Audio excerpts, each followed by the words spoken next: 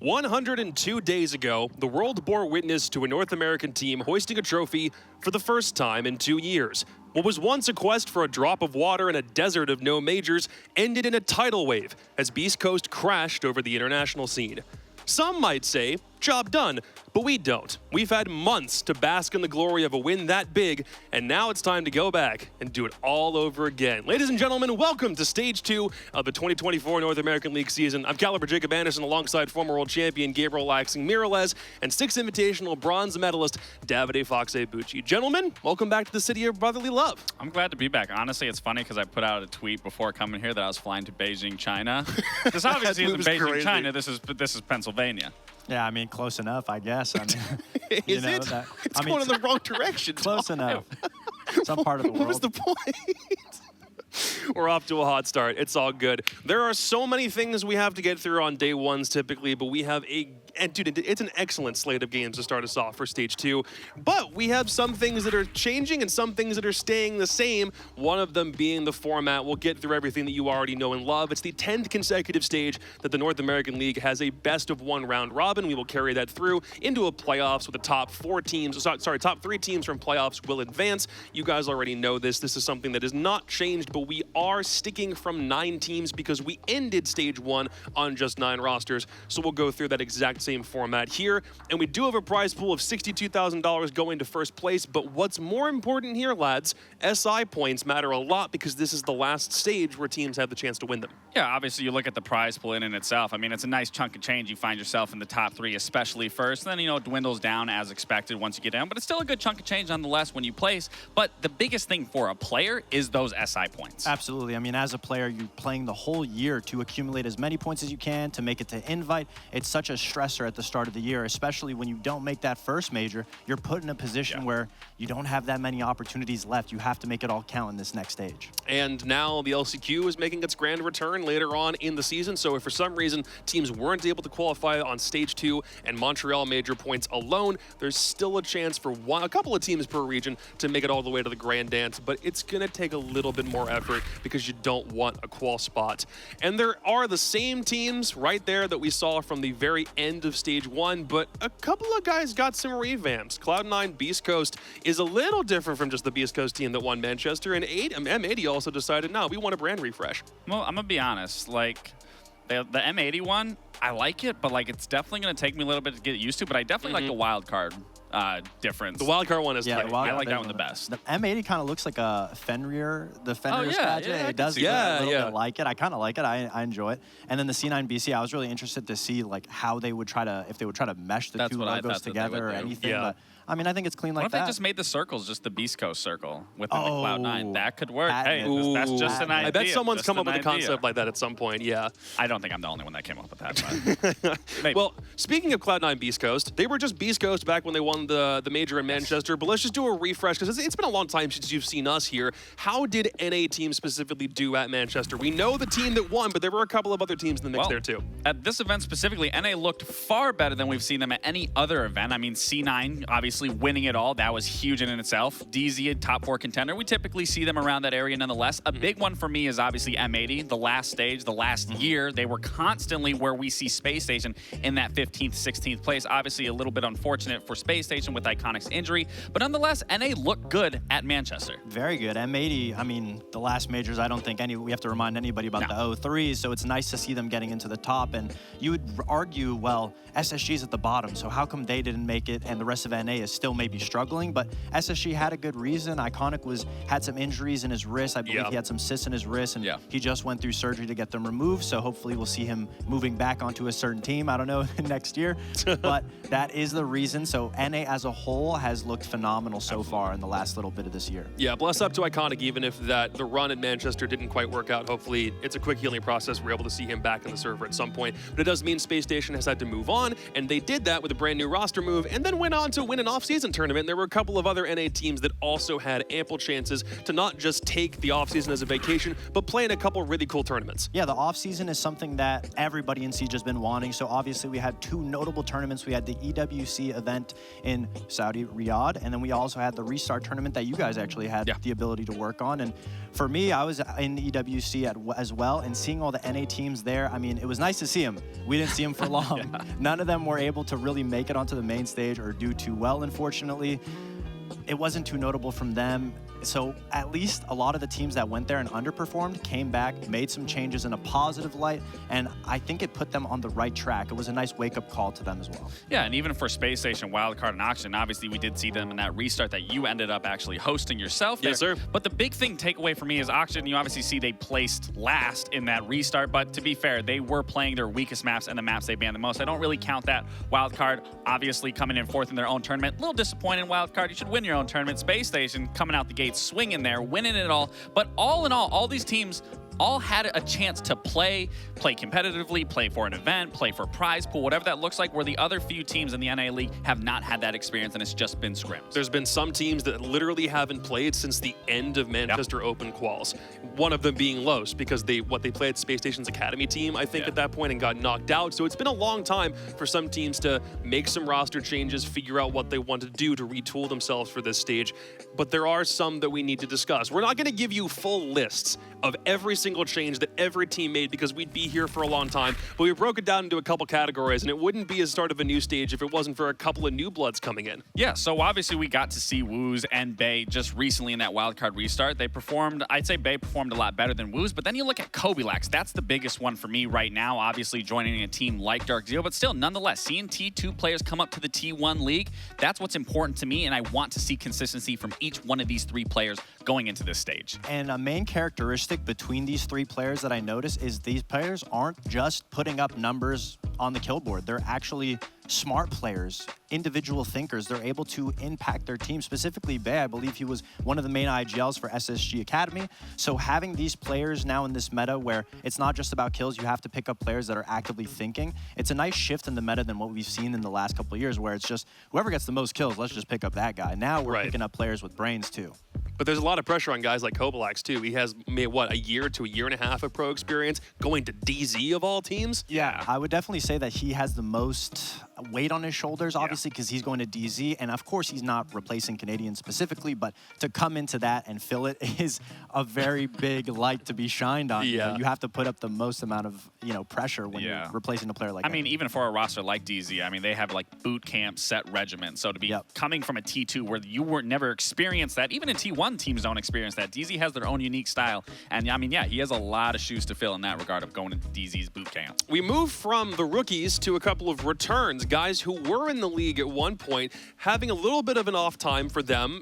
Not since 2023 have we seen any of these guys compete in Tier 1, but a couple of them are back. Surf and Spiff will make their way in, but the big one we got to talk about is Hyper to M80. Oh, I'm so happy to see Paul back in the scene. I mean, Hyper, I got the opportunity to play with him in the EWC quals in E3, and just seeing his passion come back to the game and how good he still was amazing. So he's kind of the Swiss Army knife of a player that can fit any role, mold to any situation, and it's amazing to see him come back and obviously play on a team with Kino, which I know they have had their own personal friendship on the backside of things for a long time. So to see that little reunion is beautiful.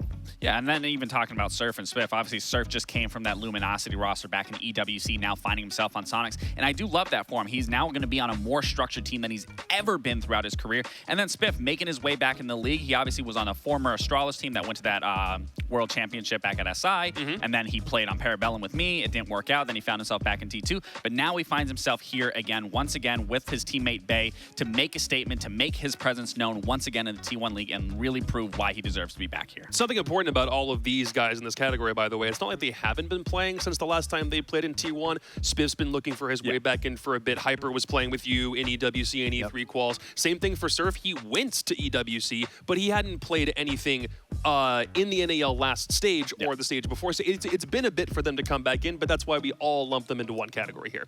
Absolutely. And again, I mean, all these players deserve to be here. The one most I'm excited, if we're talking these three specifically, is obviously Paul. I mean, tons of history for both of us playing against him, being friends with him. It's just nice to see a familiar face, an old face coming back and showing that resurgence. So we've got some rookies, we've got some returns. Now it's time for some regional debutantes, some guys who have played elsewhere in the world over the course of their competitive careers, now showing up in North America for the first time. Two guys from Brazil moving to Los, but we got another hammer lifter on SSG now. Yeah, I mean, Benja, I mean, what's there not to say about this guy that hasn't been said throughout his years of playing? I mean, this is a phenomenal pickup. If you're going to get rid of a familiar face of Iconic, you're going to bring in a world champion to come alongside Fultz, another world champion. And again, Benja is a great suit for this role. He's a wonderful performer. I can definitely see him making that huge transition to put Space Station in a better position. Yeah, and seeing Wizard and Arthur come into Los and save them a little bit. I mean, it's nice to see more Brazilian transfers come. They elevate the scene. They bring a lot of new that you don't really see in America, a lot of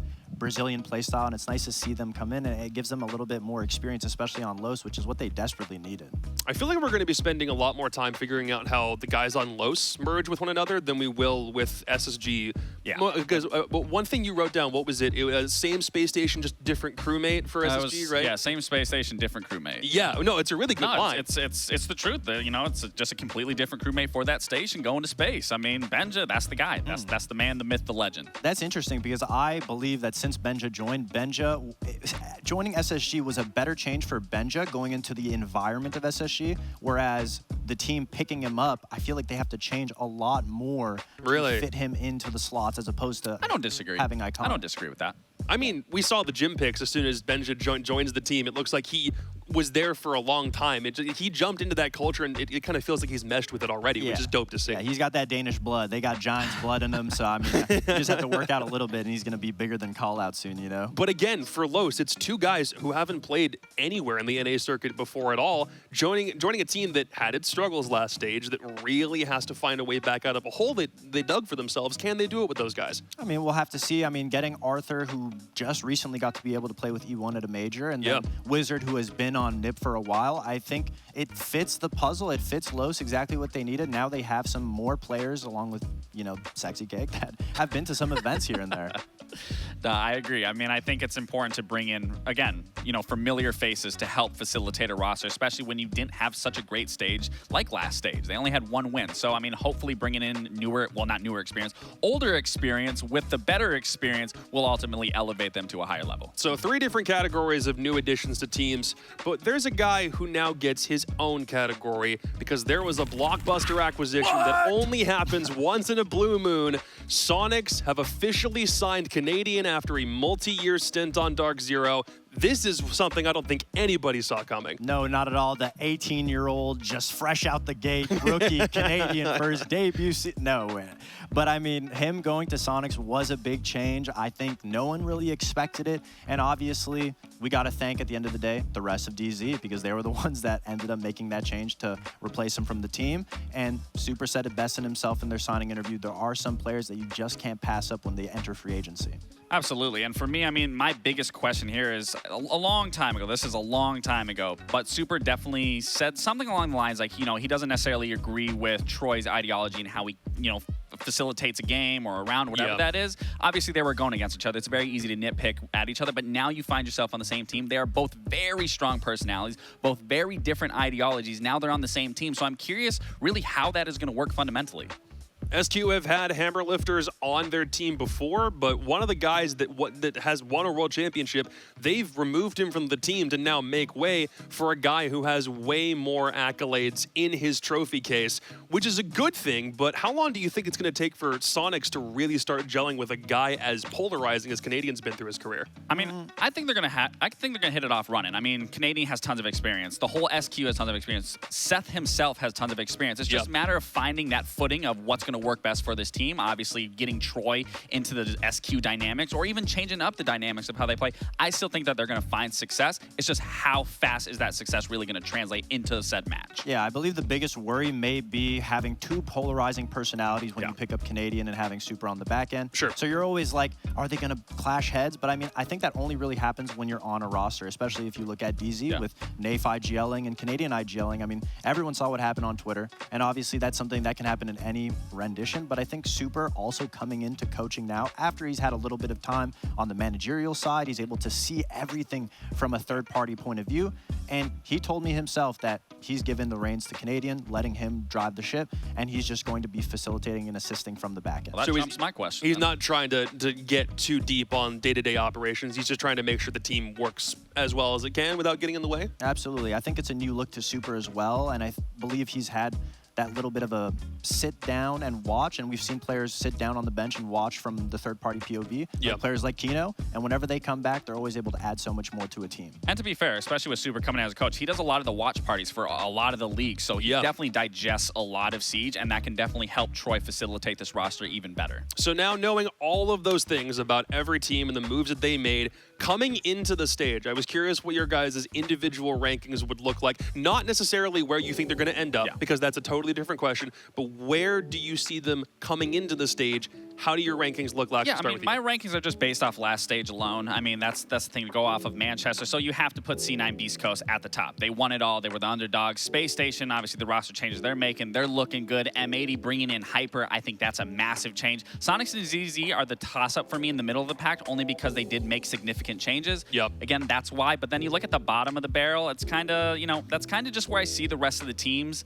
And I got to be proven otherwise. That's the best way to put it. None of those 4 teams really proved a lot last stage. You know, I find it really interesting that you have C9 BC so high up, because they're major champions. They are major champions, but on my power ranking, I have them a little lower. I have them in 4th because getting to Not even top 3, dude. No, I have them in 4th because getting to the top is definitely its own difficult task. Sure. But staying up there is the hardest thing that you have to do, and that is a whole new challenge for everyone on C9 BC. And obviously, they had a bunch of challenges last stage. They surpassed them, but I just want to be able to see that, the consistency. I think the fans at home want to see the consistency, so that's why I have them in 4th. Now, for the top 2, you had them at 3rd and 4th. I think M80 is the most well-rounded team, especially since getting Hyper. He is also such a well-rounded player. He's exactly what they need. And then SQ, obviously, when you pick up a player like Canadian and a star player like Surf, you're going to want to expect a little bit of consistency right out the gate. The rest of the teams, I mean, I think they fall in. You could mix match a little bit of everywhere, but I think my hottest take would probably be having OXG at 7th. Unfortunately, I just don't have any high hopes for them anymore, especially after time and time of them getting close to the finish line and just consistently falling down.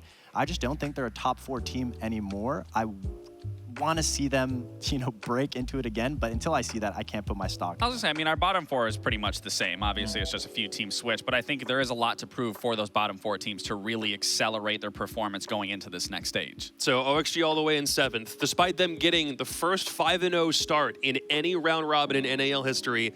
The way that they slid at the very back end means they're all the way down here in your rankings now. Where did they end, right? Well, You're 5-0, I but get where it. did they I end? get it. When you looked at their performance, though, with those wins, it was against the lower tier teams. The second they met the upper echelon of the teams in the NAL, they immediately fell flat. Yeah, it's not to say discredit OXG, No. but I think every team right now has gotten positive adjustments towards the up, whereas OXG hasn't really done much, and from the last off-season tournaments that we've been able to watch them play, it hasn't looked that fruitful compared to the other competition. Laxing also had, I would say normal rankings almost, and then you had M80 all the way up. You must be really confident that that Hyper pickup is like Hyper exactly really what they worked need. together on upper deckies. Yeah. No, I just really believe that M80 is always a strong team, and I feel like the stars are kind of aligning to be able to pick up a player like Hyper, and the rest of the team hasn't really had their flaws either. My thing is with M80 specifically, and like you put them at the top, the reason why I don't put them at the top and I put them in 3rd or maybe possibly 4th, obviously we saw 3rd there, is more so the fact is we've put a lot of high hopes in this roster that they built so many super teams and it's just never worked out. We didn't see that success. We may have saw it regionally, but internationally, it was horrible. And just as of recently is where we found that success. But I do think Hyper is a massive, drastic difference maker for this team. Homie won a major. He's always going to carry that title. But I don't know if that I would still put them in 1st, personally. All right, we'll see how it plays out on our very first day because there's a couple bangers we need. I hate using the word. It's just default in my head at this point, but that is what we have on deck. Scheduled for today is thus. There's one team that's going to have a bye proceeding into every game of the round robin because we have 9 teams. In this case, that is Dark Zero. We will see them play tomorrow, but gentlemen, there's a couple on here. I don't know how they're going to go, and I'm really excited for them. Yeah, I think the match of the day for everybody is going to be C9 BC versus M80, 2 powerhouse teams that are trying to find their consistency in this stage 2. But in my opinion, the game that I'm going to be looking for is going to be OXG SSG because I feel like they're kind of crossing paths at the moment. SSG's getting a little bit more comfortable going on the upward trajectory. OXG slowly sinking down a little bit. And so I feel like they're kind of in a crossing zones right now. So to see how to play out, I think that'll be interesting. Well, again, C9 Beast Coast M80, I think that's going to be the one to watch for sure. But I'm actually looking forward to that first match. Obviously, for the new pickups of Bay and Spiff to be joining a Wildcard. And you just want to see Canadian on a new roster. And then also Canadian and Surf to see what Soniqs now is going to look like. Is it going to look similar to DZ, or are they still going to keep that Soniqs playstyle? Yeah, how could you pass up on watching one of the best, talented, world-renowned, smartest, best fraggers you could ever think of Surf, and then rookie Canadian play? I mean, like, how could you pass that up, you know? We have a two-time world champion. He's the best in the game. And also, hey, Troy happens to be on this roster too. That's just how it shakes out. I'm excited for these games, mostly because there are so many questions that we need to get some semblance of answers to. We start that today. We'll start writing the narratives because a couple of teams have new chapters in their books. We'll get to all of that with our, what is it, Wildcard? Yeah, it's Wildcard Soniqs up as our first game of the day, coming up right after the break.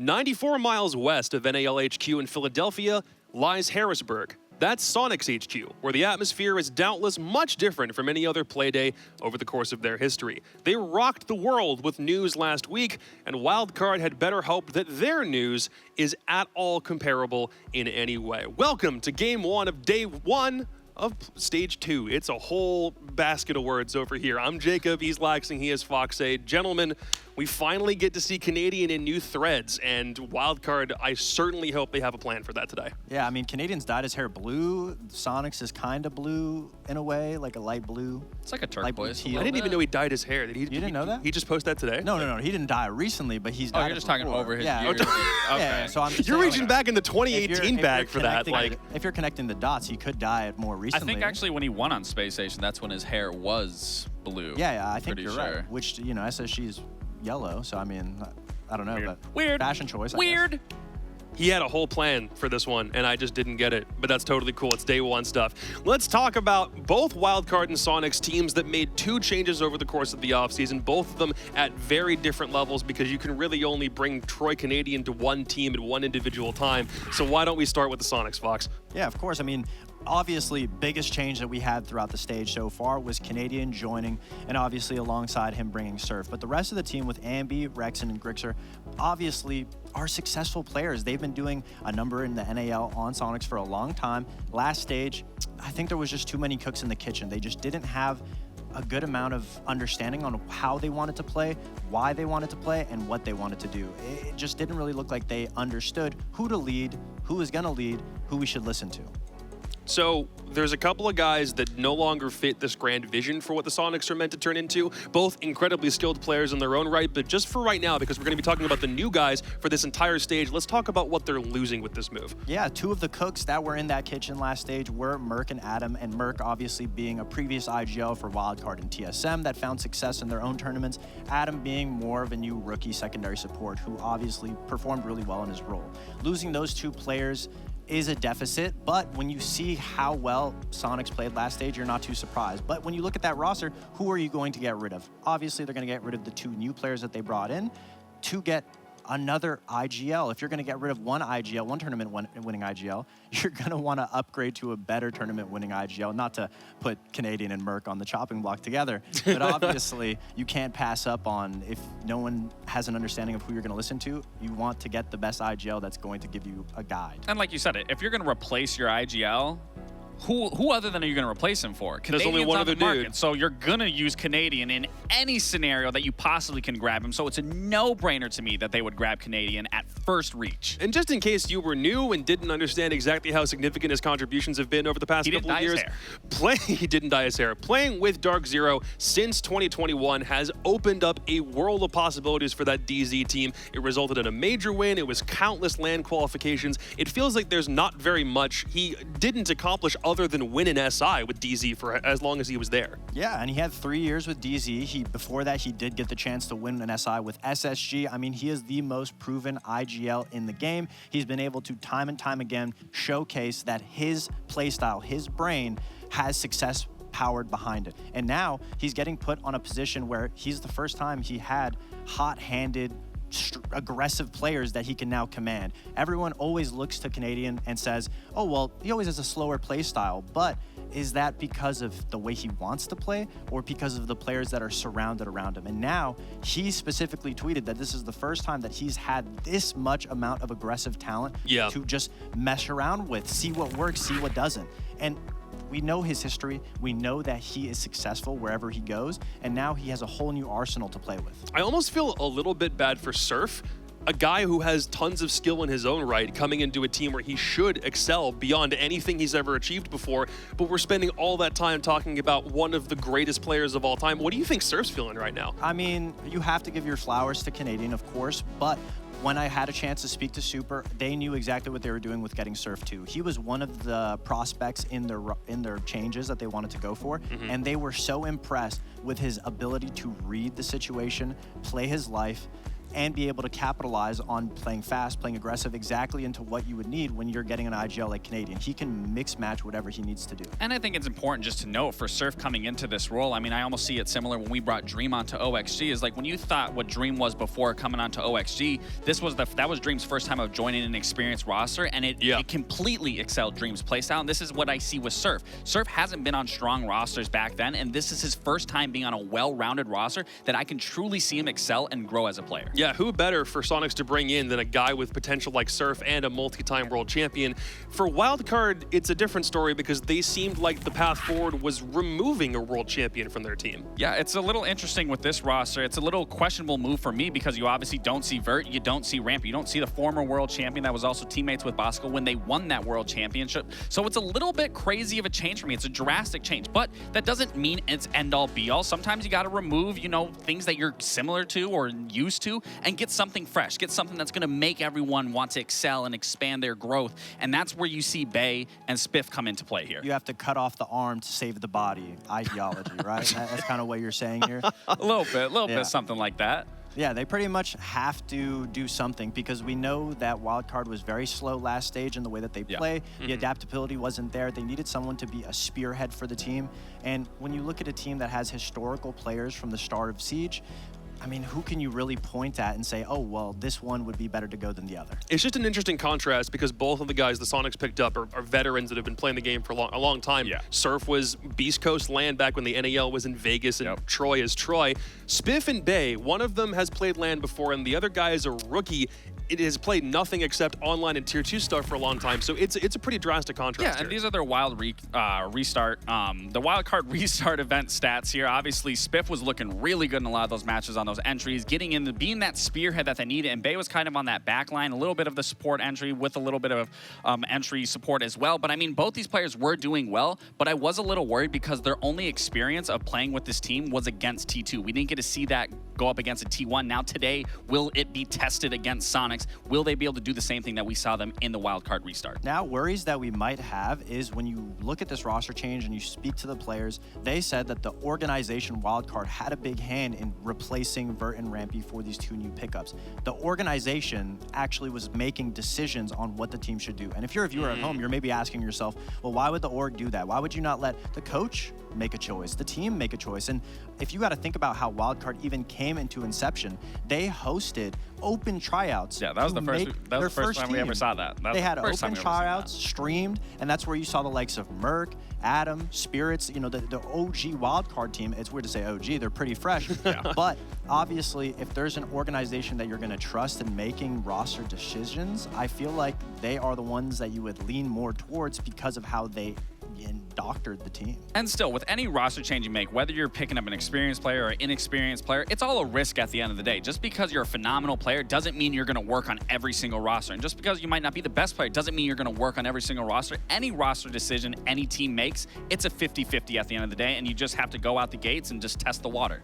On paper, we kind of expect Soniqs to come out in front, if only because of the caliber of players they've got on the team.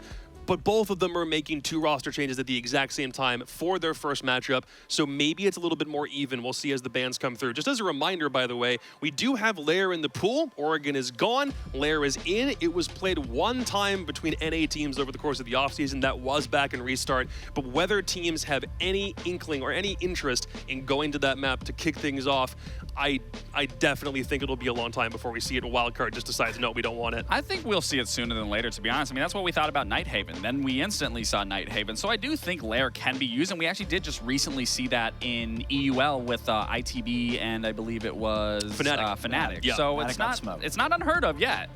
Clubhouse. Yeah, we're going to see Clubhouse being picked out from Soniqs, and I think this is a really good even playing ground. I mean, both teams don't really know what to expect from each other. We know Wildcard favors more defender-sided maps. They were fan favorites of Oregon last stage. Oregon is no longer in the pool. So Clubhouse is another consistent map that's been around for a while. I'm sure Bosco and the rest of the players on the team are very confident on that map. So I'm not surprised with Wildcard taking it there. And then Soniqs, you just want to take them to an even playing ground. And I think Clubhouse is the best 50-50 map. Obviously, defense is really strong, but you don't win Clubhouse from your defenses. You win Clubhouse from your attacks. Absolutely, and that's where Wildcard is starting, which, again, that does worry me because, again, how we saw Spiff and Bay play, that was against T2 rosters. Now you're going to be doing it against a team like Soniqs, and now it's going to be backed by a player of Canadian and Surf. So it's really going to be interesting to see how they dive into this map and what they might do differently, or obviously what they're going to do the same. I honestly see Clubhouse as now the new Coliseum map that we saw Oregon. So I think does that just kind of take over? Yeah, I think Clubhouse is ultimately going to take over as the new Oregon for NA. Cool. So you really have to understand. I mean, again, it's Clubhouse. If you know how Clubhouse works, phenomenal. We'll see how things shake out. But for both of you, Wildcard are pretty, like, it's a heavy underdog story for them at this stage. Is there any reason to think they can come back? For me, it's more so of the fact that just due to the experience and the players transitioning, the team that's making the better move here, which I believe is obviously Soniqs, I just find they're going to be able to work the map more in their favor and adapt a lot faster than a newer team that you're filling in 2 new players that don't have that same level of experience. Sure. Yeah, I mean, if we learned anything from Wildcard last stage, it was that they are very good on defense. But Clubhouse, you have to be fast. You have to be able to be adaptable. There has to be some X factor in your attacks. We haven't seen that out of the prior Wildcard. Will we see that here? We may not, we may. But what I do know from Soniqs is the whole team is very aggressive. And now you have a Canadian that's able to just tell you what to do on a dime. So I think I'm leaning a lot more towards Soniqs to take this first one out. All right, the desk is in agreement, at least for right now. We'll see how the predictions championship, which, by the way, again, we didn't say this last stage. Congratulations, Foxay, on the inaugural North American League Predictions Championship. The difference here is that the analysts will have their predictions percentages hidden until the very end of the stage. So you don't know how well you're going to fare, so we'll see whether that title has the option to change hands this time around. And for our very first game, Soniqs and Wildcard, it's my great honor to introduce for the first time as a dedicated pairing, Parker and Taro Mackay and Jesse J. Chick.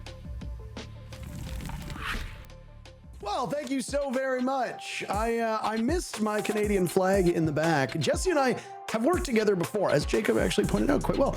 This is our first time as a dedicated duo because you actually filled in for Pengu when he was unavailable at the NAL back when we were casting out of Los Angeles. Now, for those that didn't follow along, as it was explained on social media and other broadcasts, Nick wanted to stay in EU for time zone considerations, so we divorced. Mom and Dad actually broke up, and I am now with Jesse. And I will say, it was wonderful casting with you about 2 years ago. I am very much looking forward to this.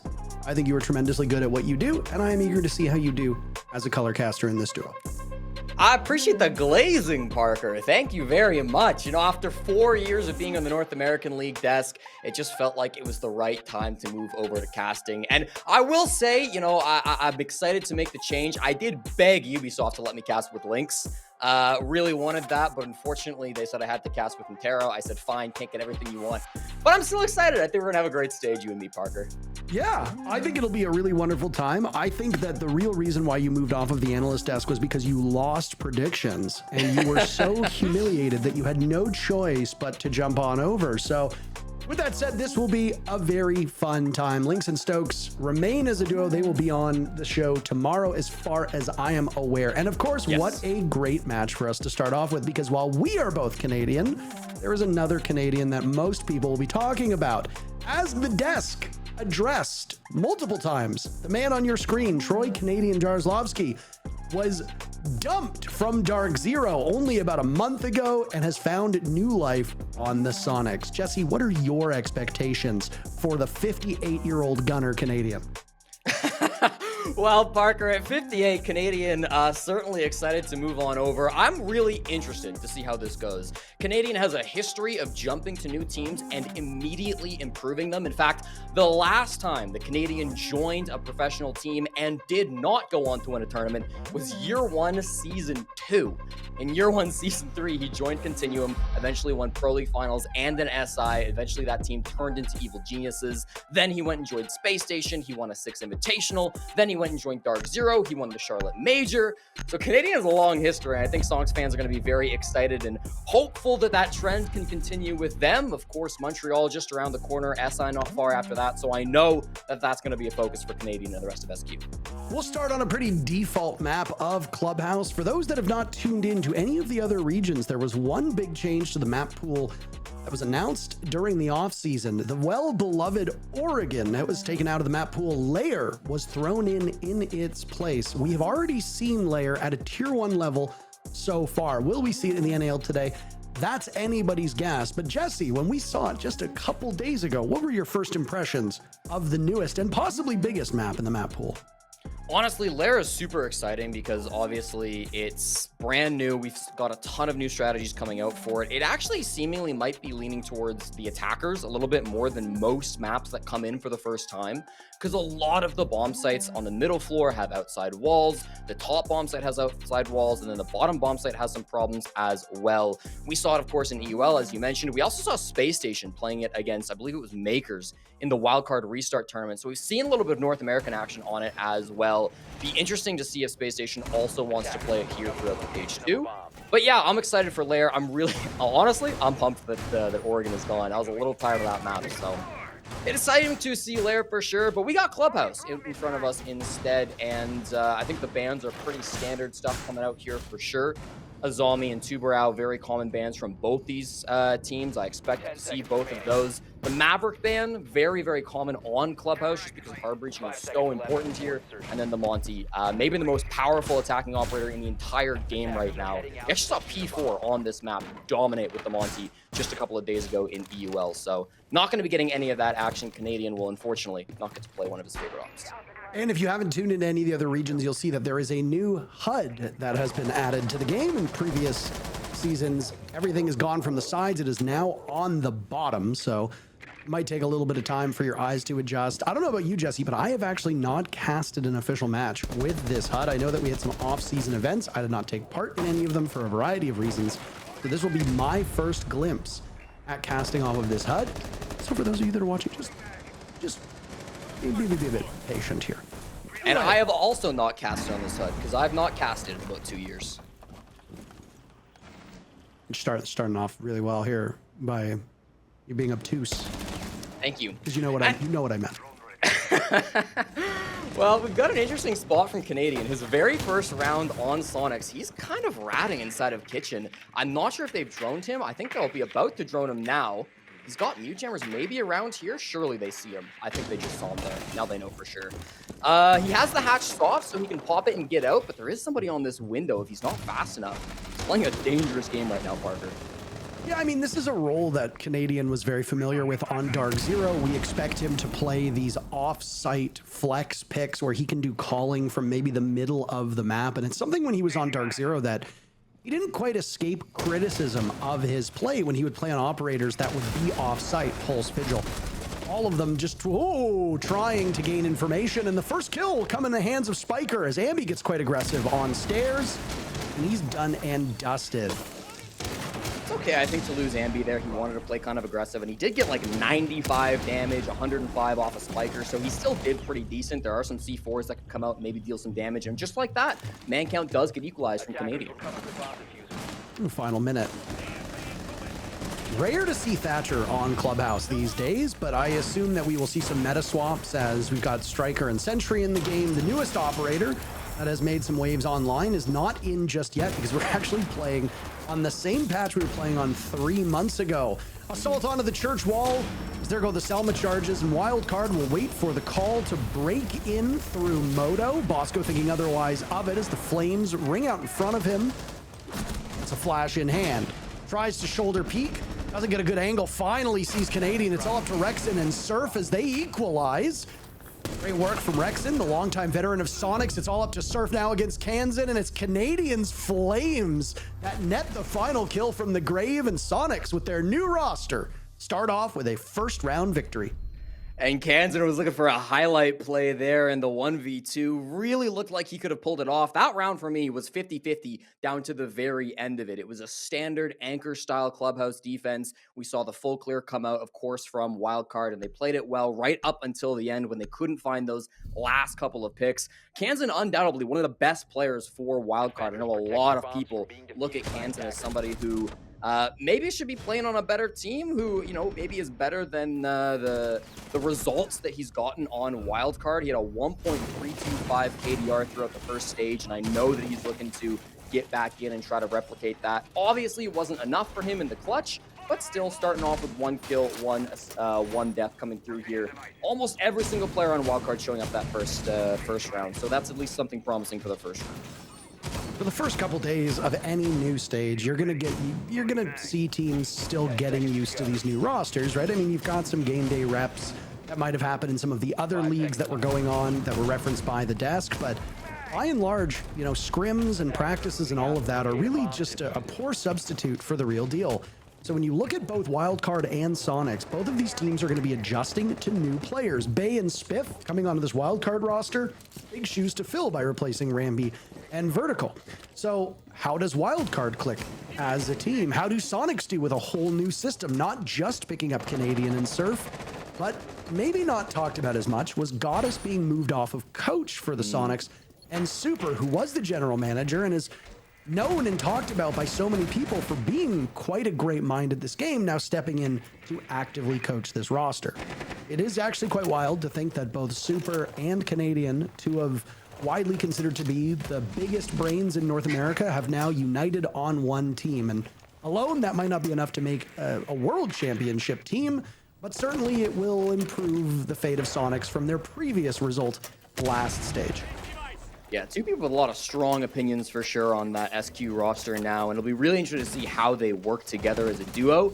Canadian going for a bit of a bandit trick there, just chose the wrong wall. Could have got it, I think, with the timing, but that's the game you play sometimes on the bandit. I really do think that Super coming in won't be the biggest change for Soniqs, just because he was a very involved general manager. He helped them with their strats. He was involved in many ways with the team, so it'll be interesting to see if that does make a move, but ultimately I'm excited to see what Soniqs can turn out to look like. Spiker yet again leading the way with the very first pick. It comes to the halfway point of this upstairs gym and bedroom defense from Soniqs. Soniqs will have to play down again. Second round in a row that they've been empty-handed with that first kill. And, well, Wildcard came into a 1v1 in the dying moments of that first round, ultimately lost to utility by Soniqs, but they were able to take that lead and punish Soniqs through that mid towards late round. We're now getting into the final minute, and it's been a significantly quieter second round than what we just saw. What can Wildcard do to kind of close in on Soniqs' defense? It's been difficult for Wildcard to find picks in the early rounds. They have good space. They have cash control. Of course, they're looking to get down through the Logi hatch. They're going to be pushing in through Gym. Jacuzzi, while I didn't catch if they'd opened that or not, they've used a lot of hard breach, so I imagine it has been breached. But yeah, Wildcard, not a lot of numbers. They got a lot of Grim Beasts they're trying to pop, and I think they're going to drop in right about now. Surf continues to see targets as now Kansan will be next in line. Kansan takes down Canadian. Surf dies to Bay. Wildcard hitting their marks, and yet Soniqs are keeping it close. Grixer now maybe out of position. Not quite in the bomb site, waiting for the bees to go. Kansan is not far removed. There goes a Nitro Cell. Grixer's position given away. Enough damage to do to Kansan as Grixer now pops that castle barricade and will have to go for the wraparound. Bosco with diffuser in hand, pulling it off. Spiker on low HP. Grixer will need to clutch. He himself not fully healed. The flash goes out and a reposition from Grixer playing against the time. Keep in mind, we saw those red marks. There's intel in there that Soniqs will be able to play off of.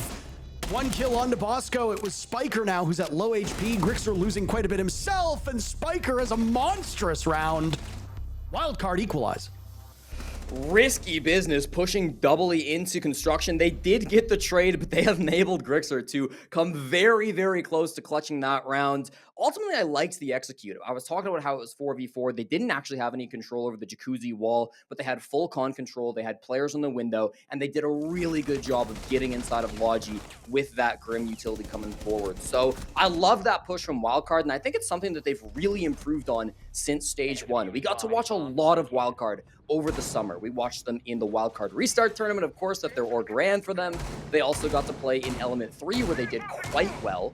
And Spiff was playing for that team throughout the entirety of those off-season tournaments. So we got to see a lot of improvement from Wildcard. I kind of said coming into stage 2 that they would be a bit of a dark horse. They're not personally in my top 4 in my predictions, but I do think they're better than a lot of people are giving them credit for. And I think both of these last couple of rounds have shown that. It's been measured early rounds. It's been taking their time and getting ground without losing too many bodies. And then when that execute comes out, it's very together. It didn't always work out. Obviously, the basement, a bit too much utility, couldn't win all those fights. But they've been in both of these rounds, and that's really good to see against what's expected to be a top team in the Soniqs. I mean, Fox said this on the desk, right? That you don't win Clubhouse through defenses, you win it through your attacks. Wildcard came tantalizingly close to that very first round if it wasn't for the time being against them and that oil canister lasting quite a ridiculous amount of time. They probably would have fared better on the 1v1 on the very final seconds of that round. Obviously, it did not work out that way. Wildcard capitalized quite well off the second round, another early pick for them. And then they were able to just use that to kind of just push their way through the bomb site. And Logi obviously was the big focus point for Wildcard, and they were able to successfully commandeer that quite early on. How quickly can Wildcard get a pick? Because now they're 2 for 2 on opening duels. If they can make this 3 for 3, they'll be very well positioned right now on this upstairs bomb site attack to potentially win yet another round. Well, I'll tell you, Ambi's in a precarious position. He's bottom garage right now, has a shield set up inside of Lounge as well. And you saw how close that Deimos of Spiff was. Spiff currently yet to find a kill in this game, but with that Deimos track, if he gets a scan onto Ambi, this could be a really tough spot for the youngest player on the Soniqs. Ambi can really make a mark, as we've seen in events when he showed up big, especially with how limited experience he had until he was elevated to a tier 1 level. He's waiting so patiently inside a garage for some silhouette to show themselves through that small opening in the garage panel, but it looks like Ambi instead will turn his focus over towards Lounge. Grixer not far off, backing him up on red stairs. They're using Capitao bolts on him. I mean, usually you'd want to save these Capitao firebolts for the Raptors player. Of course, Rexton still existing up there as well. I say that, he does get taken down. Can they get another one too? With, again, Ambi facing a lot of pressure here. He's just buying so much time. Surf with not just 1, but 2. Wildcard had gotten that opening pick, but it doesn't matter because Soniqs take the upper hand. Kansas is bleeding out as well, so while the scoreline says a 4v3, it's a 4v2 until we see the res come in.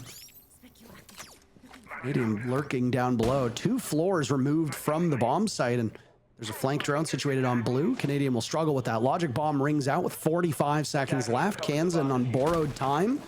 Diffuser in the hands of Bay, who himself will now head towards the breach. Final 30 seconds. Shotgun of Spiff on the Deimos, positioned right now by Lounge down blue. There goes one of the trackers. It's Ambi. Ambi's the focus yet again. Right now, all of these players are so far spread out. Shotgun in hand for the Deimos of Spiff, losing the engagement. No, he wins it. But Grixer ends up trading him right off. Now the daunting task is to get through. What a shot from Bay as he punishes this Soniqs team. Running out of time. Diffuser will need to be planted by Bay. Kansas will have to watch, but look at who's down below. It's Canadian. Soniqs will win the round, potentially based off time, but certainly based off of objective. Each team trading 1 round back and forth. Canadian gets a lot of talk about his soulless play. It's an operator that he loves to bring out. He ran it 30 rounds throughout stage 1. That was his most played operator. And people love to say, Canadian, you're too old. Get off the soulless. What are you doing on the roam? Because that's kind of the stereotype that people have of hard support IGLs, right? But Canadian loves this style where he can be active out on the map on defense where he can gain that information and feed it to his teammates. Came back in late there to deny the plants. Really, the time was the big problem for Wildcard, though. And I think in this TAC timeout, they're going to be having that conversation about, you know what? All 3 of these rounds, we've struggled to get much done in the first 2 minutes. Yes, they've gotten ground in rounds 1 and 2, but when there's no ground freely being given up by the Soniqs, they're not able to take it for themselves. Ambi wasted so much time and so much attention when he was playing down inside of Lounge, and you saw Surf get aggressive from inside of Cash, inside of top red to make those plays to get a huge 2-man advantage for Soniqs that Wildcard were never able to recover from. They went into those last couple of seconds with barely any control. It took them forever to get into the garage. Yeah, they had a plant spot, and yeah, they brought it down to a 2v2, but it felt like through that round, Soniqs had control the entire time. So I like this TAC timeout. I think there's a real problem from Wildcard in getting going early in these rounds, and I'm hoping we see that addressed. But man, oh man, Soniqs are certainly looking like a formidable opponent in their first game of the team. I think it's fair to say that Surf's quick 2K to catch Wildcard flat-footed as they rotated towards a potential objective play was the real linchpin of the Sonic strategy, because if that doesn't happen, Wildcard get the opportunity to take up map control and space to then pull off a much more successful execute. Yeah, I think so. I mean, I think that what Wildcard wanted to do that round was get Raptors control. That was like the big objective, but they couldn't do it because Ambi was existing down below. And then while they were focused on that, Surf saw the opportunity to make a play, saw the opportunity to grab man advantage. And once he had done that, it closed the book. Wildcard were already struggling to get what they wanted accomplished. And then once the kill came out, once they lost all those bodies, it really felt unrecoverable. Although they did do a good job of at least bringing it back. Very quickly, Kansas already in the building now. Here on round number 4, it's a downstairs hold for Soniqs as they've just been cycling through these 3 bomb sites.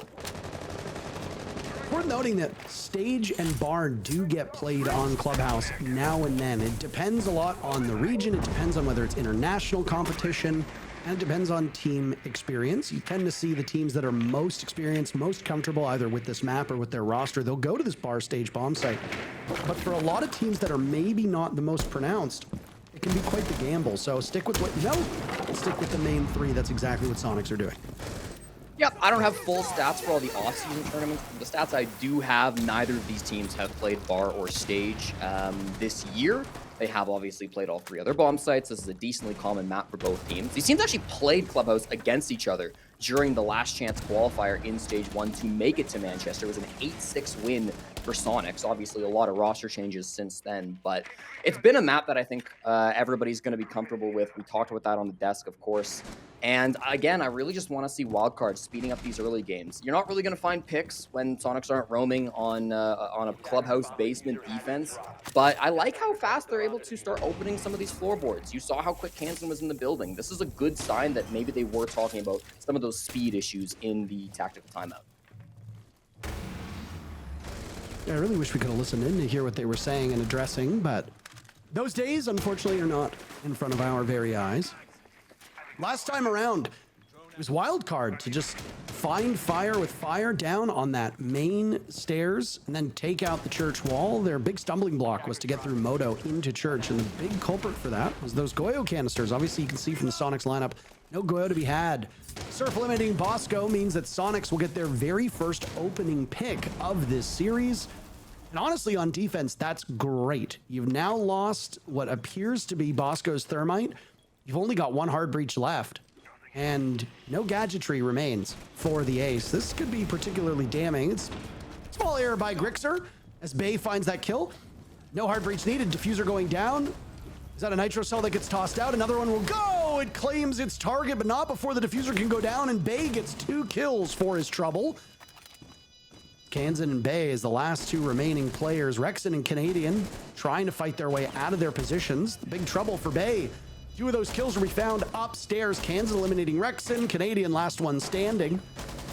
Nice pick by Canadian to eliminate Kansan. What experience can he use to try and get something going with this diffuser?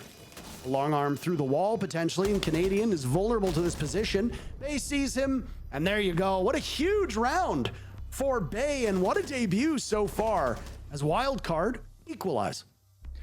Yeah, a hectic round coming down on the basement. When they lost blue control, when Bosco was the opening death, I was very worried for that push because it's tough to get a kitchen plant going down when you don't have anybody in moto, you don't have anybody controlling inside of blue. But they got the free pick with the foot shots onto the Warden that was back armory, and then they weren't able to peek out of the dirt tunnel. There's the toe shots coming out.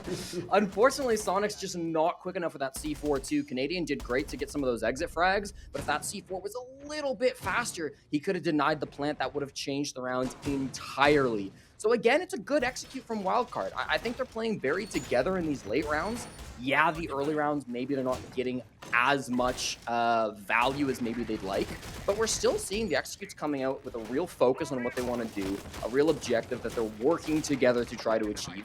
And that time, it just barely, by the timing of the C4, got off successfully. So I think thus far we've seen a really competitive game of Clubhouse. I think both teams are playing a strong game at this point. A little slow to start all these rounds, but man, I've been really impressed by both these teams. Yeah, I mean, I'm going to sound like a broken record today as we talk about all of these different teams that make roster adjustments in the offseason and will have really minimal time to be able to get on top of whatever strategies they want, etc. But I'm going to keep mentioning it over and over and over again, and it's that there's going to be a growth process that needs to happen here, growing pains, etc., as these teams adapt to not really much of a changed meta, but at least approaching teams that don't have a ton of history not the same way that you would expect them to, right? I mean, like the bulk of Soniqs has remained the same, but there's no way to argue that bringing in Canadian changes the team, right? It's inarguable. Yeah. He does. So when he jumps on this roster, it's a completely new look from what you saw with Adam and Merc. Wildcard are not just going to have to adapt to a new roster themselves, but also how do you go up against a team that you've never seen before? It's certainly been a challenge, but I think this is an interesting answer to that challenge for sure. We've got a clash inside of Cash, which is nice to say. We've got the opening coming through as well as they start to breach this. There's no Capitao. There's nothing that really hard counters this this clash, but you could maybe try to get in behind it. They're forcing it out now. Again, this seems like an attempt from Soniqs to just slow down the early round, to really deny any sort of picks that Wildcard could get before they go for their execute. They've also dropped the Grim, which is how they got that logistics control in round number 2 when they first came for this bomb site. They shifted over to the Flores. So I'll be interested to see what answers Wildcard can come up with. Just looking at their utility at the start of this, though, I don't know that they have a ton of great answers to the problem Soniqs are presenting to them. Back on the Goyo as well, those different bomb site, but same problems that Wildcard might run into that we saw all the way back on that very first round. And it's if you don't pop those Goyo canisters early, if they're put in strategic positions, then Soniqs will use them against you. 20 seconds might not seem like a lot of time in a 3-minute match, but when you've got those Goyo canisters safely nestled in the bomb site and you're popping them with 30 seconds to go, that only means 10 seconds to pull off an execute. Main obstacle right now for Wildcard is to remove the clash that presents herself inside of logistics, and you got 2 players doing just that. Grixer and Rexen fall by the wayside, so they've been able to isolate these remaining players, and my god, Spiff is putting on a clinic. Bay is up there as well. It's all up to Canadian, who had been isolated himself downstairs, to now retake, and Spiff gets the job done. Demo shotgun working wonders, and Wildcard win yet another round. Demo's utility?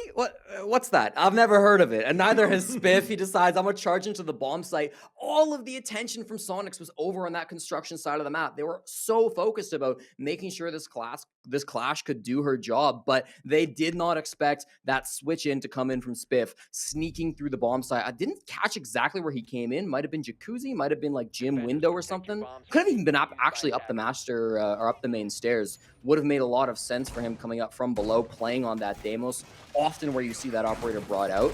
So love to see that from from Spiff, making that impact to come on in and take the round by the horns, put Wildcard up to their first lead that they've had all game, 3-2.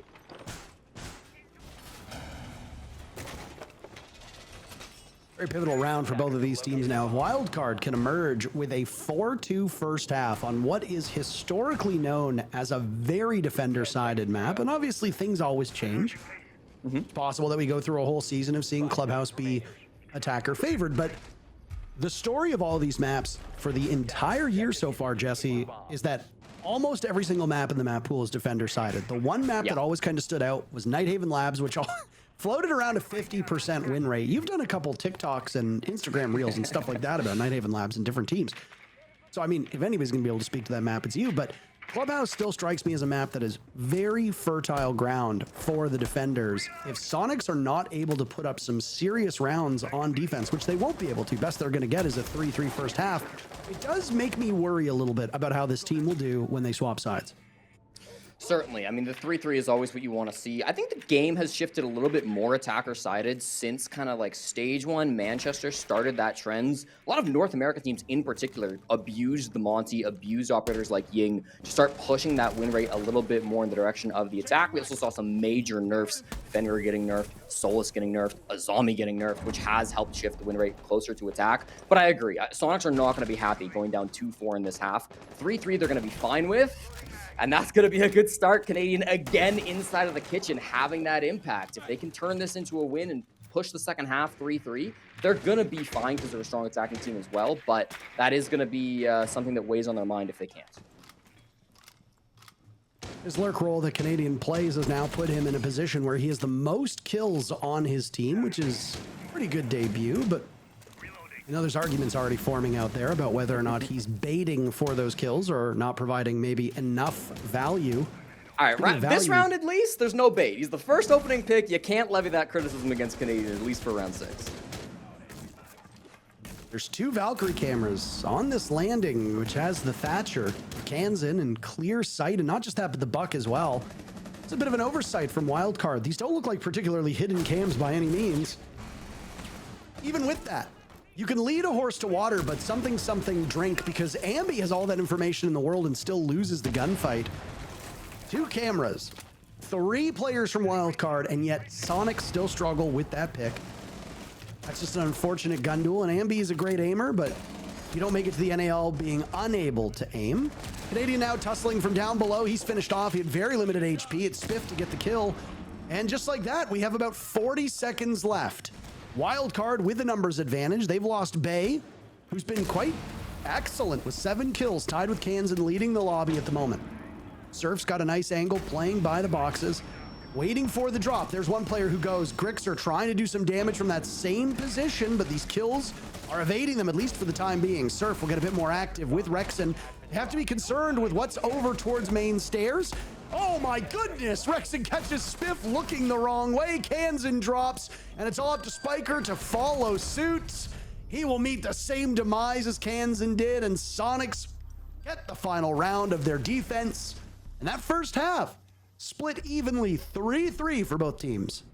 Yeah, we had the big man advantage coming forward from Wildcard, and you got to think, okay, man advantage, they're going to have a good time pushing this bomb site. But the key thing was the operators there. Yeah, Soniqs, you know, they lost a Valkyrie, they lost a Mute, that's some C4s off the board, but those are operators that wanted to play aggressive anyways. They kind of played their positioning knowing that they could die, and you've still got a Warden, Mira, Goyo, tons of site utility to hold things down. Who died on Wildcard, though? It was Bay, playing the Capitao. And the whole point of Capitao, the way that Wildcard used that operator in previous rounds, was to clear out back armory, where you see Spiff and Bay kind of sitting right now. If the Capitao bolt had come out and taken out the Goyo that was playing in that position, well, all of a sudden, they could have made that drop a lot more successfully. It's that utility that went down on the side of Wildcard that was just so vital to the push. And that's why those aggressive plays, whether it's being made by Canadian or any member of the team, even if they are risky, even if you're in a position where you could get droned and punished quite heavily, they're worth it a lot of the time, because the reward you can get for getting a kill on an operator, such as a Capitao, is so massive.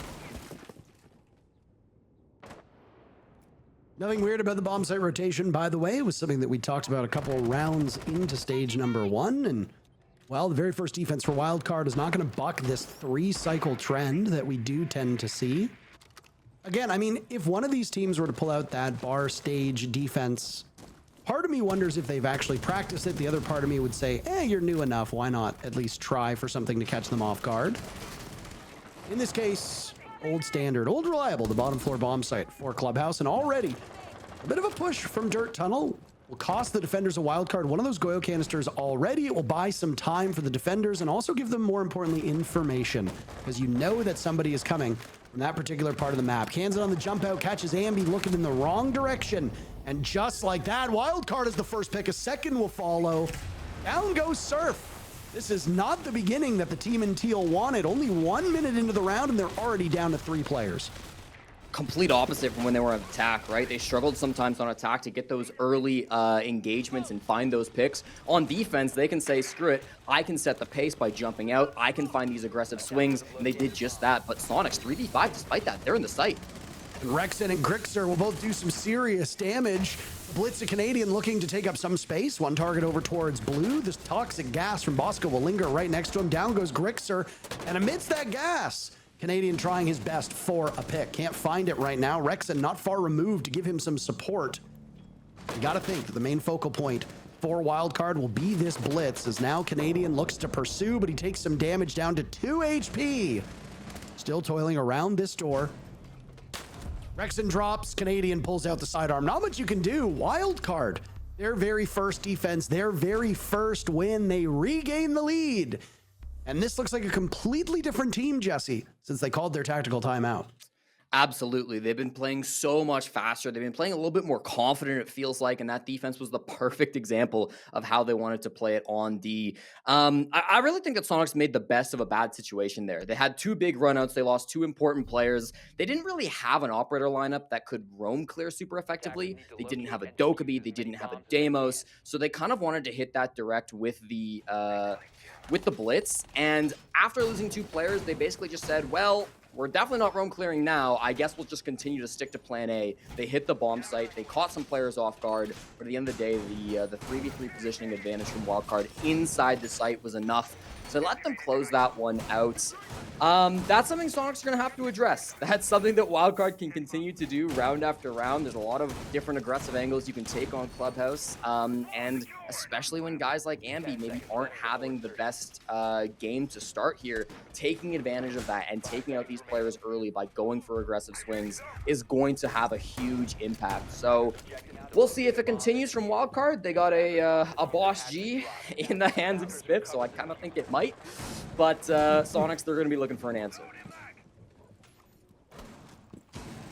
Boss G ACOG has done so much damage to the psyche of players in ranked that I see it regularly spill over onto my own Twitter feed.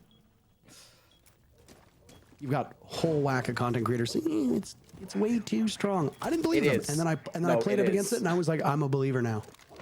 It's way too strong. It's kind of insane. The range that it has to one-shot people, body shot or headshot, is just ridiculous. Nothing aggressive coming from Spiff, but again, the big thing is like your ability to hold angles with the Boss G is so strong. Feels like the early days of the TCSG as well, where all you need to do is hit them one time, and there goes 80% of your HP. And you are basically not allowed to play in any prominent position for the remainder of the round, because if you get hit with a toxic canister, if you get hit with an impact grenade, if you get hit by a kiss from a nitro cell, you're basically dead at that point. Only person so far to take any damage in this round is Canadian. He's lost half of his HP playing on Capitao. His utility is going to be incredibly important. One thing we haven't really talked about, Jesse, is the numbers. The only positive player on this entire team at the moment is Rexen. Everybody else on Soniqs, their numbers are underwater. Surf, well, I guess he rides that wave to positivity, but same can't be said for Wildcard. In terms of the kill department, Wildcard very much leading the way. Just past the halfway point of the round. Positioning as well. I mean, it doesn't look like you're going to get Rafters easily. You've wasted both Capitao bolts now. Spiker's taken 0 damage. Construction maybe is an option, but it looks like all they have is Breach, and they're going for the push. Well, why not? If you got the numbers, Soniqs will continue to hold on to it as they trade out.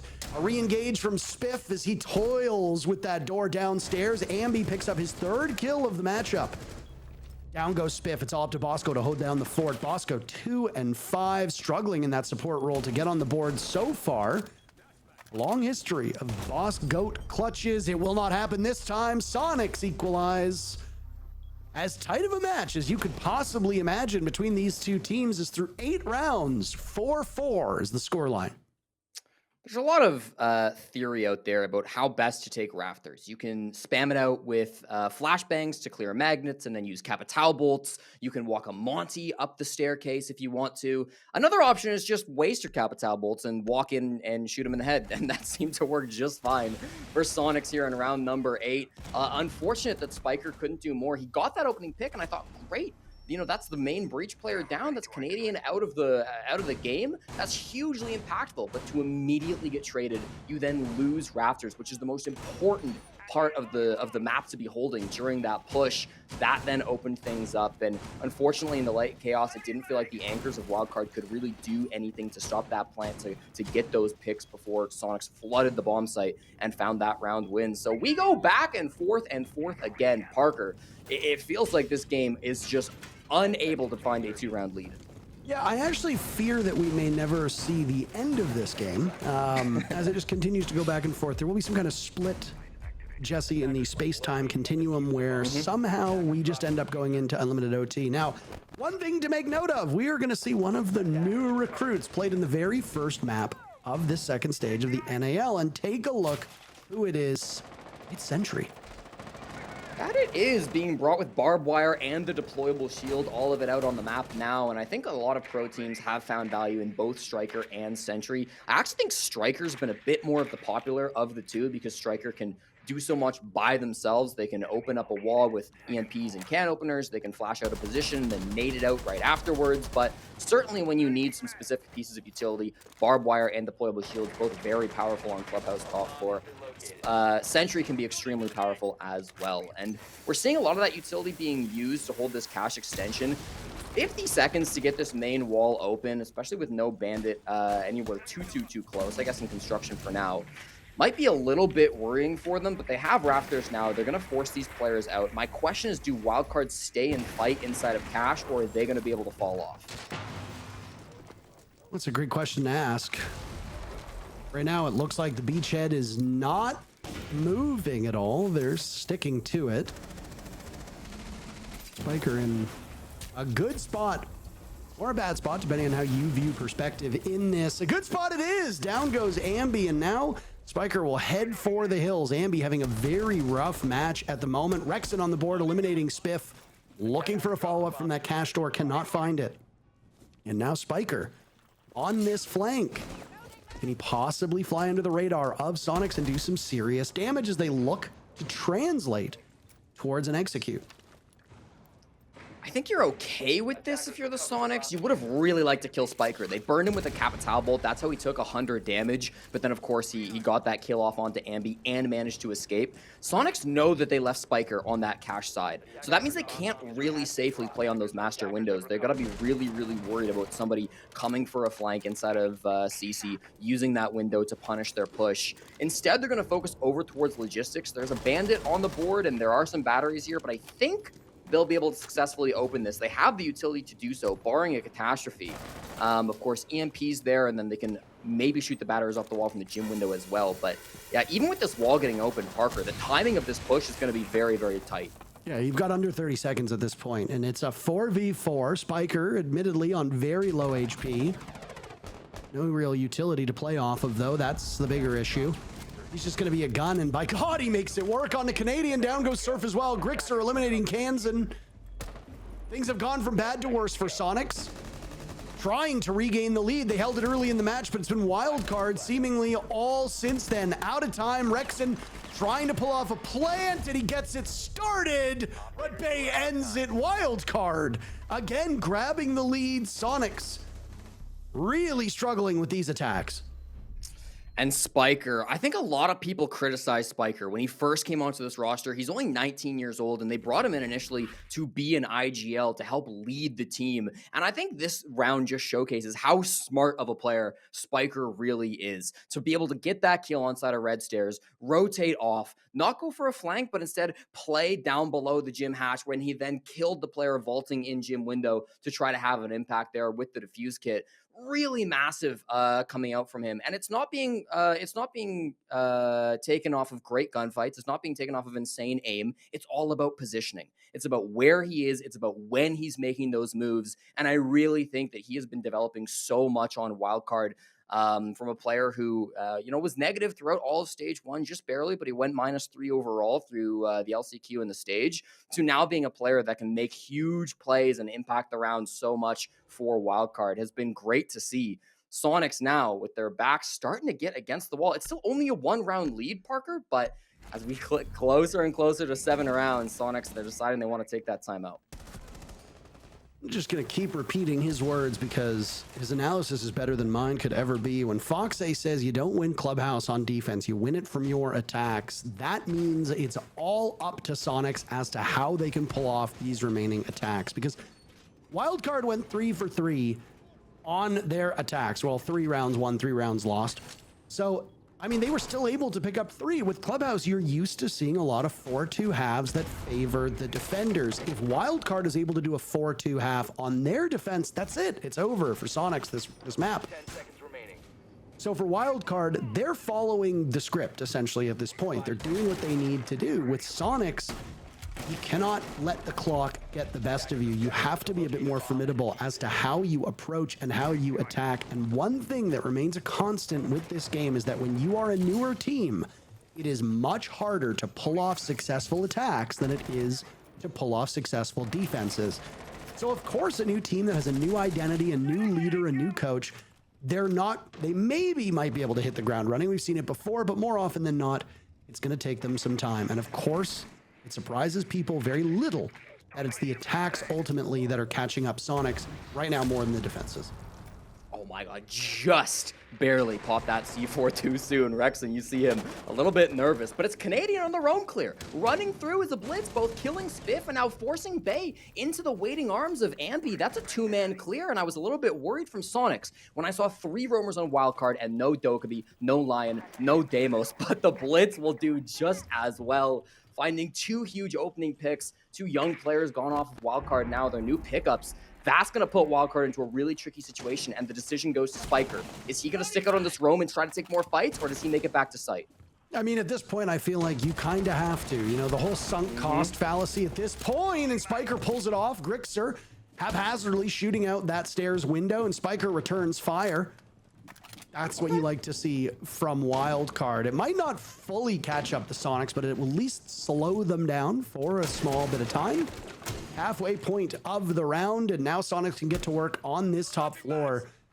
Without droning it, they must assume that they've been able to chase off all those roamers, and there's plenty of space in the basement for these 3 players on Wildcard to find a space all of their own to defend.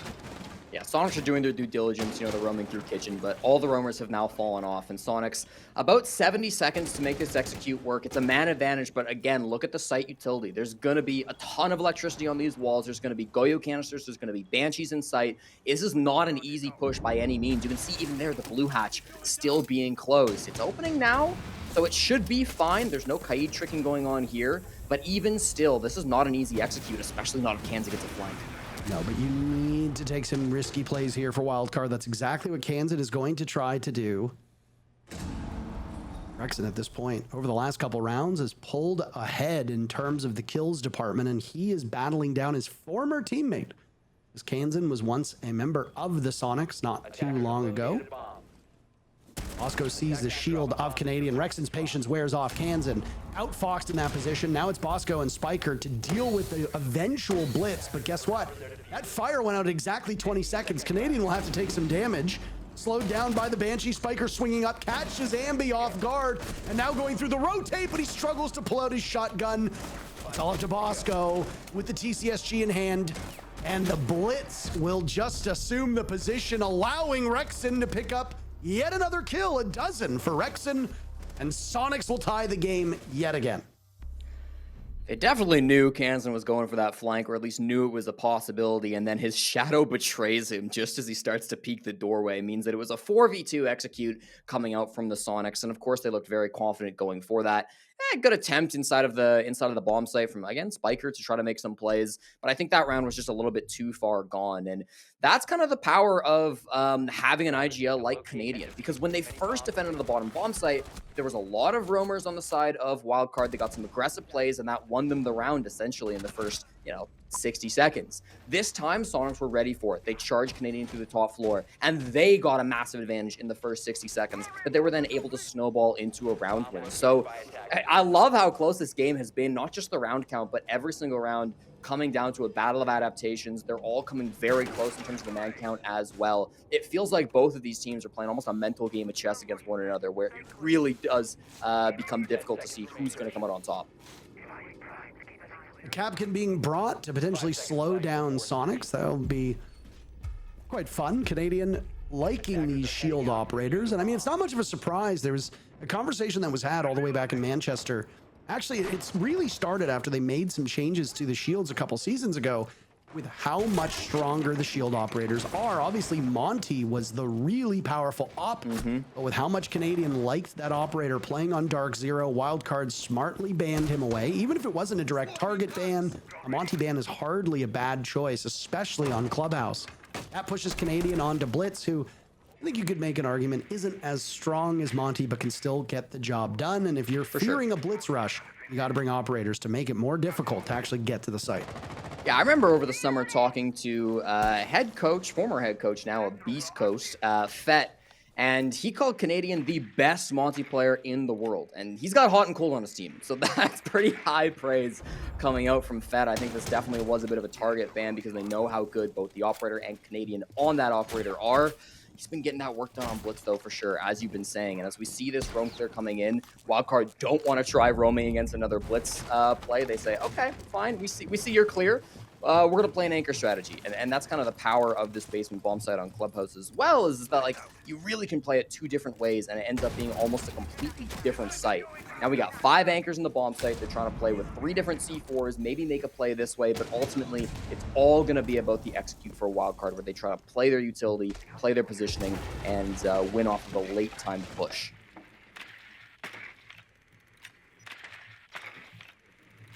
A nice bit of quiet now as this is the penultimate round of regulation.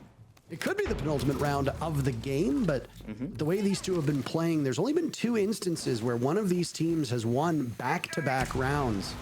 It's a very safe bet if you're a betting man, which I'm not.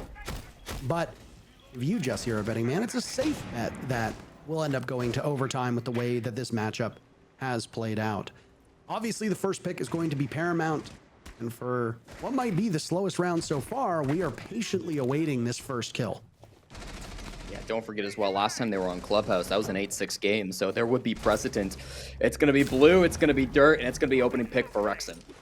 And there go the smokes, tossed out by Canadian. Ambi as well, eliminating Spiff. Bay will follow Kansan and Bosco to hold this one down. Surf taking her Kansan, and Bosco left in a very familiar position. But with the way he's been going this match, it's a familiar result. Bosco against the world, and Bosco just does not have it in him today. Soniqs have been trailing the overwhelming majority of this game, and yet here they are on match point. And a clean round to get them there, too. You saw how focused that push was. It was dirt and blue were the 2 primary pieces that they were trying to use to push in and get a pinch going, find these players inside a back armory, not caring as much about Church. There was a bit of a pinch coming in, I think, from Moto. So they did have some positioning over there. They had some players. But really, this was just excellent work through the smokes with the blitz, making sure that there was no utility in sight that could really slow them down. And that's one of the things that caught me. There was less utility in that bomb site than there was, I think, in a lot of other rounds. Yes, they had the Kaid. Yes, they had some of that wall denial, but they didn't actually have a ton of site utility like Banshees and Goyos and Toxic Fades and Warden. They had the Warden, but a lot of that we typically would see from teams inside the bomb site. So Soniqs, when they came in with the shield, all they had to do was win their gunfights, and they were pretty fair gunfights that they had good pinches on. So I like that play a lot from Soniqs, pushing in, lots of good aim coming through, lots of good positioning coming through. And as you said, Parker, now match point for SQ. There's no way this game doesn't go OT though, right? Yeah, I mean, I have to assume that it will be. Wildcard will defend upstairs on this bedroom site, and they prevailed last time they came here. So I have to imagine that things will play out in a way that we go to OT. I certainly don't feel like either of these teams have, I don't know how to say it, been better than one another. Yeah. Based solely on what we're witnessing on this map, these are two very evenly balanced teams and very evenly matched teams, which frankly is great because we all like parity. We all like it when one team is, you know, not dominating the league. If we wanted overtime, Bay getting his 10th kill is a great way to start that because Wildcard only need 4 more to propel themselves into overtime. They fail and Soniqs walks away with a regulation victory. Yeah, that's a huge pick, too. That's Grixer down, of course, playing one of the best guns that they have on the attack here. They're still trying to clear out this cache extension. This is still their goal. But with a flank coming through, shut down by Ambi, they might be able to work this in. If they push somebody up red, come through the breach. There's a lot of utility, though. 3 magnets and a shield protecting this top red position. 4. There we go. I think it was the 7th or 8th round. I think it was the 8th round where I was talking just based on kills. Soniqs were really struggling. They only had 1 player who was positive in terms of KD. Now, Surf positive, Rexen positive, Grixer very close, Canadian also very close, Ambi closing in too. Suddenly, Soniqs guns are hitting their marks, even if they still lost a couple of those rounds. Everybody on that team has been putting in some serious work. And now Soniqs, with just a little over a minute to go, Jesse, find themselves in the advantage, a 4v3. They have plenty of time to pull this off as now Surf rotates to open up Jacuzzi with that exothermic in hand. Who will be the player from Soniqs to get into the site? Canadian holds the diffuser, but he's at 16 HP. That is dreadfully bad. Bay feeling it today, looking for a pick onto that open breach. Jacuzzi now wide open, but Wildcard will find safety inside of the site with the exception of Kansan, floating right now by construction. Nope, now back in by the door. Soniqs have so much time. They have so much positioning. They have health advantage. I mean, everything that they could want right now, they have to put together the execute of their dreams. But that might put another problem into this execute. Bay, 2 kills before this push comes out. And that's Surf dead now, too. That's one of your best players. Kansan has to wonder about whether someone's coming construction or towards the window. Deployable shield is gone. Kansan will test his reflexes up against the ace of Rexen. Canadian with 1 pick on to Bosco, former teammates. Ambi another. It's all up to Bay, who's been sensational in his tier 1 debut. But he's got 3 players to find. Canadian attempting the defuse plant on 1 HP, but Rexen will shut the door. Wildcard has no hopes of coming back. 2 in a row for Soniqs, and they get the regulation win with their new roster. A great game that we just saw, Soniqs. 7-5. Loved that coming out from them. And starting off with the win. Again, this is a team that you expect to be seeing competing internationally. I believe it was Super on Twitter who said there's very few players where if you have them on your team, you know you're going to be competing internationally. He said that when they picked up Surf and Canadian. To start off with the win here over Wildcard, to get it in regulation to boot, meaning you get the full 3 points on the standings, is massive for the Soniqs. A close contest. I do think that Wildcard are going to continue to put up strong performances throughout the stage. I'm really excited to see them going forward. But of course, today, it is the new pickup Canadian that leads the Soniqs to a victory. Well, that's it for our very first matchup. We got 3 more to go, and we don't want to hold you from any of that action. We'll be back in just a couple minutes with stage 2 of the NAL.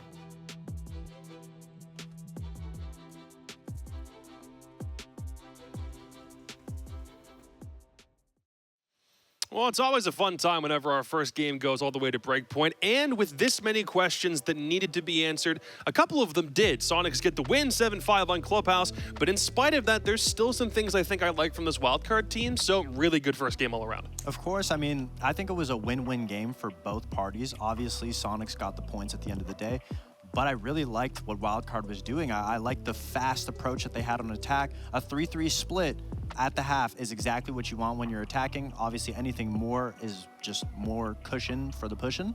And so if you are Wildcard... Is it a term that you used on OXG back in the day? Yeah, cushion for pushing the site. No, it's a good one, yeah. Yeah, so I mean, they got the 3-3. That's exactly what they needed. And the aggressiveness came from the whole team, but I really love specifically Bay on how fast he was about taking map control, exactly what they needed. And then it was beautiful that once Wildcard got it, they didn't squander it, they didn't throw it away. They posted up, stayed still, assessed what Soniqs was doing, and then hit a 3-2-1 execute. And that's something that you see from the top teams, and seeing it from Wildcard so consistently shows you that this roster change has some light at the end of the tunnel. Yeah, absolutely. I mean, it was a close game nonetheless. I mean, no one was really leading this match. Even in terms of the trades that were happening, both teams went even on trades, back and forth, even went open on opening kills. And then even when the trade potential happened, 9 out of 12 of those rounds were traded from both teams. So on both ends, they were performing extremely well. Like you said, a 7-5, a 3-3 half for both sides. That is best case scenario whenever you're swapping a side, coming off that attack half to end it on defense. I mean, both teams should really be proud. Obviously, Soniqs gaining the points here nonetheless.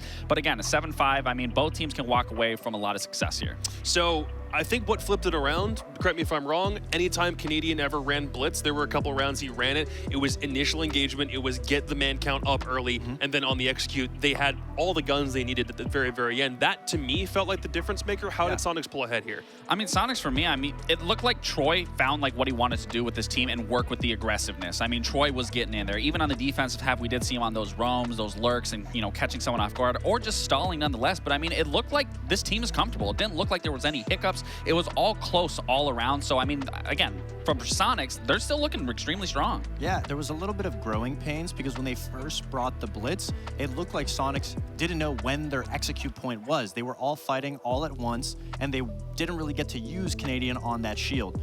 But after that first round on basement, once they flopped the blitz, they ended up slowing it down. Canadian made it exactly known when you need to push, wait for him to make that execute, and then that's when we saw the usefulness of the blitz, pushing out the roams and then executing the sites, and then everybody from SQ was just getting kills all around. From round 5 to round 11, there was a huge streak of he who gets the opening pick also wins the round, but within those first 4, it was a lot more chaotic. It wasn't conversion rates back and forth, and specifically in round 3, Soniqs are really making that sort of coordination work out, like the chaos worked in their favor. Yeah, and I have a clip right here. I mean, this is nothing really crazy, but it's more of the in-depth here of Ambi here playing in this pit spot in garage. They're trying to force him out. You could tell that Wildcard really wanted to get Ambi out of this position. They do find the first kill here, but Ambi does such a good job at playing this spot that allows SQ to get a lot of these kills because Wildcard was so focused on getting Ambi out of this power position and end up forfeiting so many kills that then when the round came down to a 3v3, I believe, there was less time on the board due to Ambi's stall, which then forced Wildcard's hand, which then went straight into SQ's pocket. Yeah, Ambi looked very confident, especially Brexen looked extremely confident too. Everybody on SQ looked very confident, and I think that goes to show what happens when you pick up such a strong leader that you can trust and rely on, because when you're in a hell-in-the-cell position like Pit, and you know that your job is just to stall time because you're usually going to die at a deficit, you know that if I just go crazy and feel comfortable, confident here that the rest of my team is going to win it, I can go crazy, I can stall my time, and that's what makes good players great. And because you give that freedom to a player like Ambi, who you know, hey man, just do what you want to do, and as long as you're stalling a couple seconds, then you're winning. And then anything more you get is just, again, more comfort. I might ask this question later on in the player interview, but I want to know what you guys think.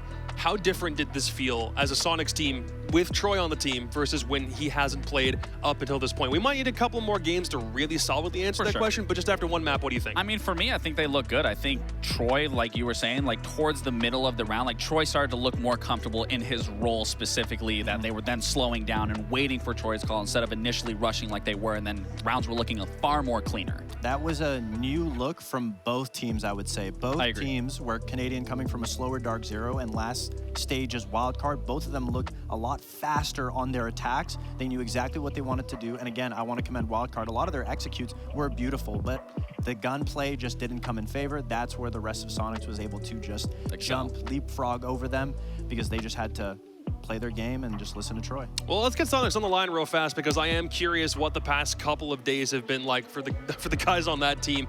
It's Ambi. Dude, real quick, what's it been like integrating Canadian and Surf, and exactly how much time have you been able to play with them? I mean, playing with them is amazing. You know, Canadian Troy is literally the GOAT of our game, and we need an IGL, and when the best IGL is available, it's like literally the perfect fit for us. And Surf is very underrated as a player, so I'm happy we got him. My question for you, Ambi, and congratulations on the win today. Nonetheless, how big of a difference has it been of getting, IGL such as Troy? Like, what does that do for you as obviously a newer player in this T1 league? Like, what does that do for you mentally?